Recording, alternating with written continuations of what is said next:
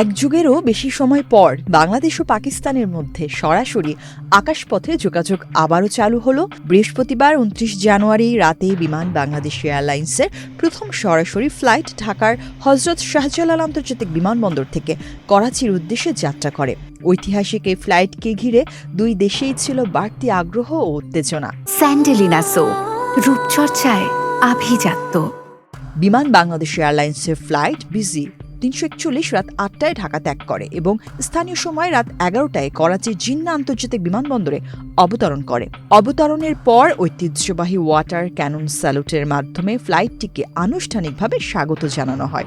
Jio TV নিউজের প্রতিবেদনে জানানো হয়, উদ্বোধনী এই ফ্লাইটে মোট ১৫০ জন যাত্রী ছিলেন। উল্লেখ্য, একসময় ঢাকা করাচি রুটে সরাসরি ফ্লাইট চালু থাকলেও ২০১২ সালে তা বন্ধ হয়ে যায়। দীর্ঘ বিরতির পর ২০২৪ সালের ৫ আগস্ট আওয়ামী লীগ সরকার পতন এবং অন্তর্বর্তীকালীন সরকার গঠনের পর আবারও দুই দেশের মধ্যে সরাসরি বিমান চলাচল পুনরায় চালুর আলোচনা শুরু হয়। পরবর্তীতে দুই দেশের সংশ্লিষ্ট কর্তৃপক্ষের মধ্যে একাধিক বৈঠক এবং আলোচনার পর বিমান বাংলাদেশ এয়ারলাইন্স এই রুটে ফ্লাইট চালুর সিদ্ধান্ত নেয়। এরই ধারাবাহিকতায় চলতি বছরের ৭ জানুয়ারি থেকে ঢাকা করাচি ঢাকা রুটের টিকিট বিক্রি শুরু করে বিমান। প্রাথমিক পর্যায়ে সপ্তাহে ২টি ফ্লাইট পরিচালনার সিদ্ধান্ত নেওয়া হয়েছে।